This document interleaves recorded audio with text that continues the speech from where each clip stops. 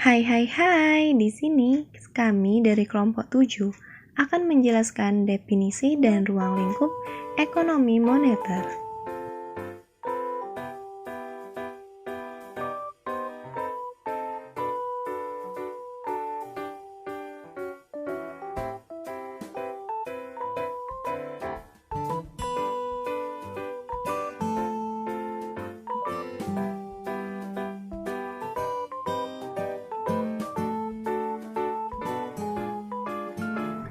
Tujuan pembelajaran: mahasiswa dapat memahami apa yang dipelajari dalam ekonomi moneter dan manfaat mempelajari ekonomi moneter.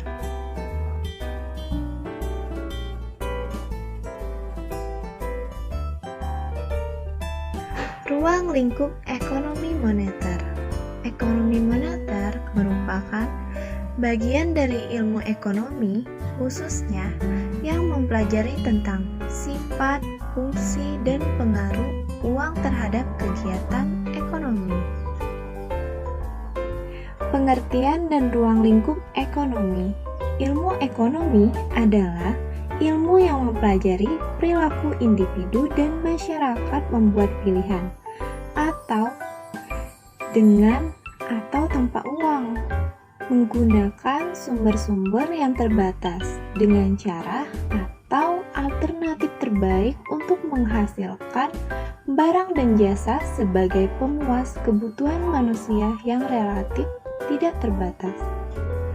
Barang dan jasa yang dihasilkan kemudian didistribusikan untuk kebutuhan konsumsi sekarang dan di masa yang akan datang kepada berbagai individu dan kelompok masyarakat. Ekonomi mikro merupakan cabang ilmu ekonomi yang khusus mempelajari bagian-bagian kecil atau aspek individual dari keseluruhan kegiatan perekonomian. Analisis dalam teori ekonomi mikro antara lain meliputi perilaku pembeli atau konsumen dan produsen secara individual dalam pasar. Sikap dan perilaku konsumen tercermin dalam menggunakan pendapatannya yang diperolehnya, sedangkan sikap dan perilaku produsen tercermin dalam menawarkan barangnya.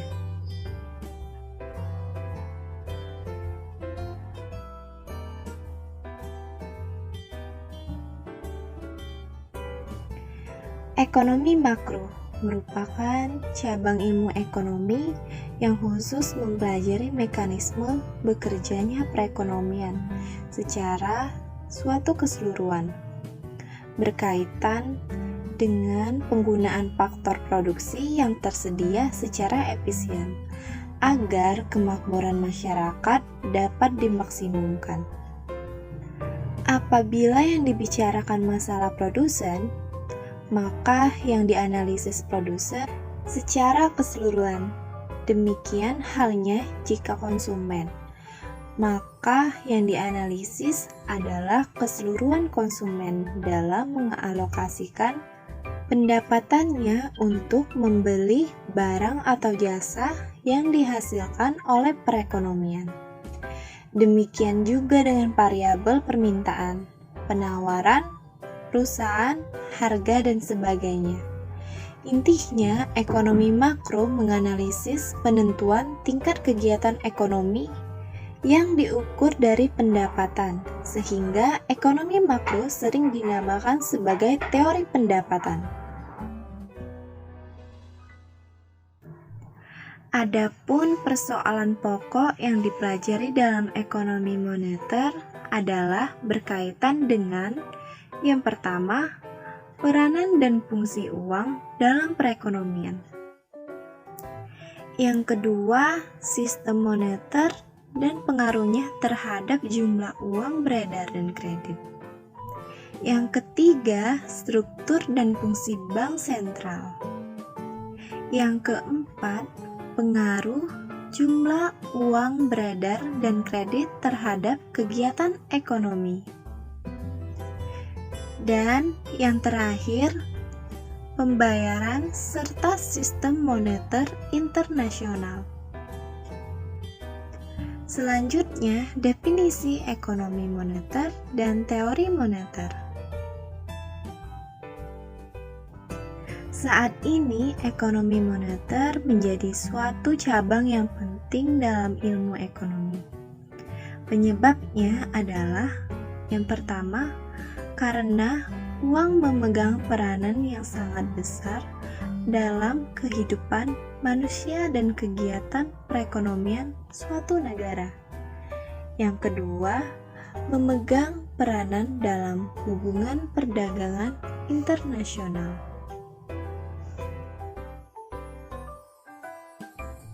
Kemudian, uang merupakan suatu alat yang penting dalam perekonomian dan pengaruhnya besar sekali terhadap kegiatan perekonomian.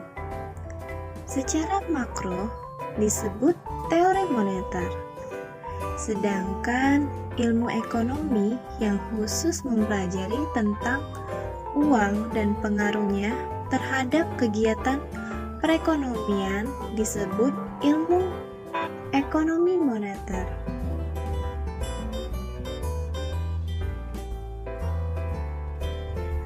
Kegunaan mempelajari ekonomi moneter.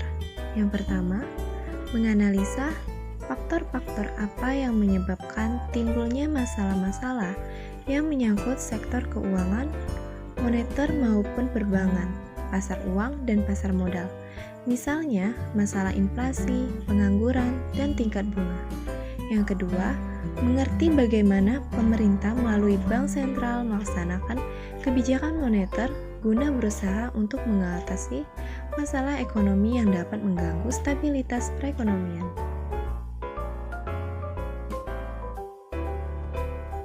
Oleh karena itu, ekonomi moneter mempelajari beberapa hal antara lain. Yang pertama, segala sesuatu yang berhubungan dengan uang, baik fungsi, jenis, sifat uang, dan mekanisme penciptaan uang yang benar. Yang kedua, bank sentral dan kebijaksanaan moneter yang diterapkan dalam upaya memperbaiki perekonomian. Yang ketiga, lembaga keuangan, bank umum, LKBB, pasar uang, dan pasar modal.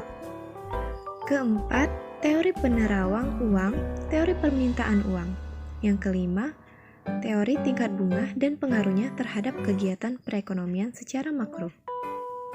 Yang keenam, masalah inflasi, masalah kurs mata uang, dan neraca pembayaran internasional. Dan yang terakhir, kebijaksanaan pemerintah yang berhubungan dengan sektor moneter dan perbankan.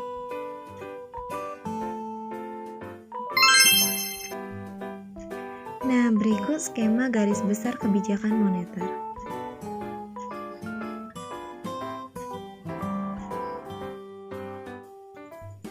Garis besar kebijaksanaan moneter akan menjelaskan bagaimana kebijaksanaan moneter yang dilakukan bank sentral guna meningkatkan kegiatan perekonomian yang tercermin dari meningkatnya pendapatan nasional, kesempatan kerja yang tinggi ataupun kestabilan harga, dan neraca pembayaran internasional yang seimbang.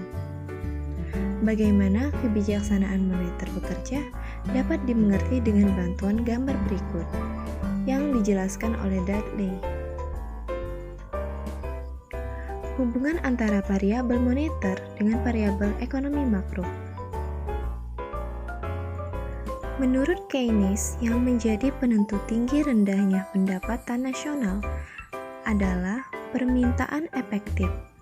Permintaan efektif adalah permintaan masyarakat yang didukung oleh daya beli masyarakat tersebut. Besar kecilnya permintaan masyarakat ini tercermin dari pengeluaran agregat masyarakat. Selanjutnya, tinggi rendahnya pendapatan nasional akan menentukan tingkat kesempatan kerja. Dalam analisa Keynes, dinyatakan bahwa pendapatan nasional merupakan penjumlahan dari seluruh pengeluaran masyarakat yang dapat dirumuskan Jadi, untuk mencari pendapatan nasional, yaitu dengan cara total cost ditambah interest ditambah government dan dikurangi barang ekspor dan impor.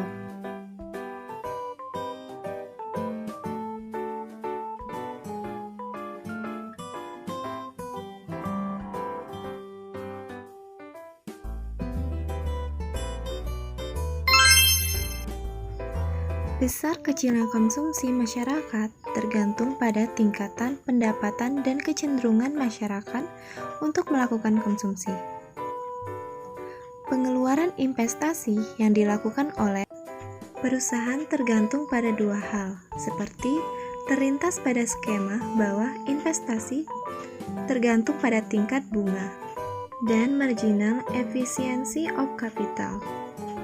MIC adalah tingkat pendapatan atau hasil yang akan diperoleh dari suatu kegiatan investasi yang dilakukan dalam perekonomian.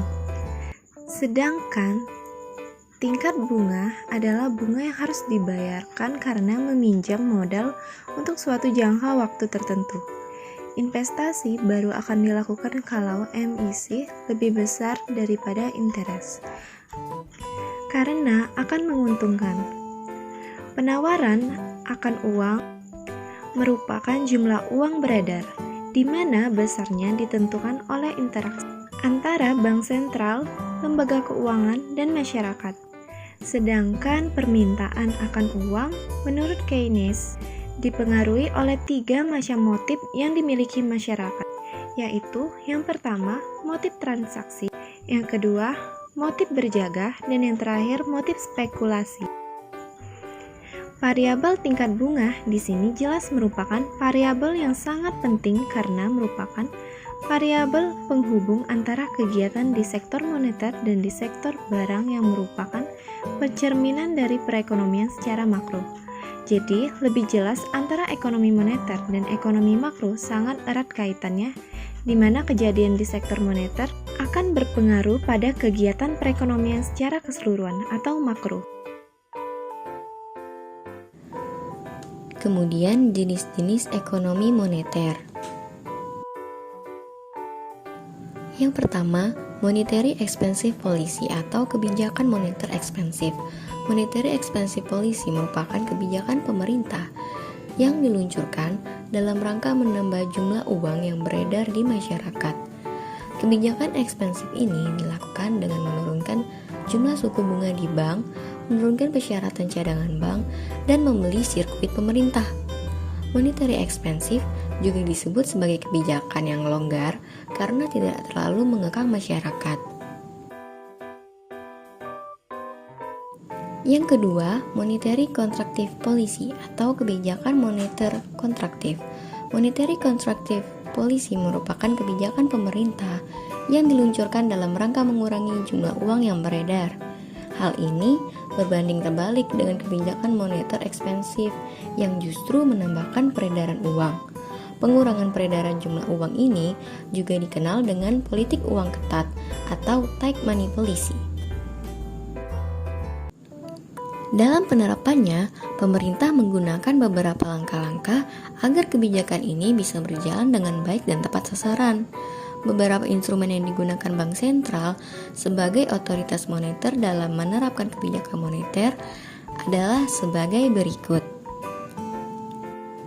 A. Opening Marketing Operation Instrument. Instrumen yang digunakan pemerintah dalam mencapai ekonomi moneter yang tepat adalah dengan melakukan operasi pasar terbuka. Instrumen ini merupakan usaha pemerintah dalam mengendalikan peredaran uang dengan jalan melakukan penjualan atau pembelian terhadap government securities atau surat berharga pemerintah. B. Fasilitas diskonto. Diskon rate adalah upaya pemerintah dalam mengatur tingkat suku bunga yang ada pada bank sentral maupun bank umum untuk mengatur peredaran rupiah. Penurunan suku bunga pada bank sentral merupakan usaha pemerintah menambah peredaran rupiah dalam negara. Sebaliknya, jika pemerintah ingin mengurangi peredaran rupiah, maka menaikkan suku bunga adalah jalan yang harus ditempuh. C. Suku cadang wajib. Reserve Requirement Ratio adalah cara mengatur baik menaikkan atau menurunkan jumlah suku cadang yang ada pada pengatur kebijakan. Menurunkan rasio cadangan wajib yang diberlakukan di bank merupakan usaha pemerintah untuk meningkatkan peredaran rupiah. Hal ini berlaku sebaliknya saat pemerintah ingin menurunkan peredaran rupiah. D. Himbauan moral. Moral persuasion adalah kebijakan oleh pemerintah untuk mengatur peredaran jumlah uang di masyarakat melalui pemberian himbauan kepada pihak terkait. Himbauan ini seperti menghimbau pihak bank untuk selektif dalam mengeluarkan kredit untuk menekan peredaran jumlah uang. Hal ini juga berupa himbauan kepada bank melakukan pinjaman uang dalam jumlah besar ke bank sentral untuk memperbanyak peredaran rupiah. E. Kebijakan kredit selektif. Terakhir, ada kebijakan kredit selektif yang juga diberlakukan bank sentral. Dalam hal ini adalah Bank Indonesia. Bank sentral memiliki kebijakan untuk menentukan jenis pinjaman yang boleh atau tidak, serta pinjaman yang perlu ditambah atau dikurangi. Kemudian, instrumen kebijakan moneter. Yang pertama, operasi di pasar terbuka. Instrumen kebijakan moneter ini lebih sering disebut dengan kebijakan pasar terbuka atau open market operation. Kebijakan ini ditempuh oleh Bank Indonesia agar bisa memperjualbelikan berbagai surat berharga seperti halnya sertifikat Bank Indonesia atau SBI. Yang kedua, menyesuaikan tingkat suku bunga diskonto. Instrumen kebijakan moneter ini lebih banyak disebut dengan discount rate. Bank sentral mempunyai wewenang agar bisa meningkatkan atau menurunkan tingkatan bunga pada bank.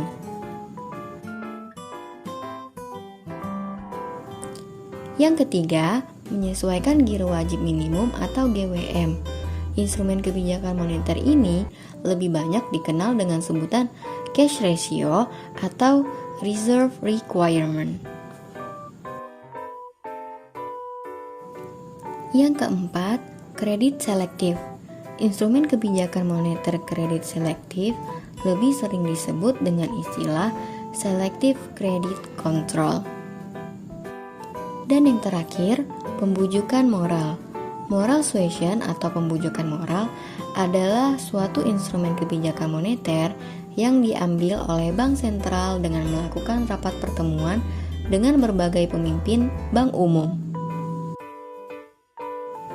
Contoh penerapan ekonomi moneter. Salah satu contoh penerapan ekonomi atau kebijakan moneter dapat dilihat saat terjadi inflasi pada perekonomian negara.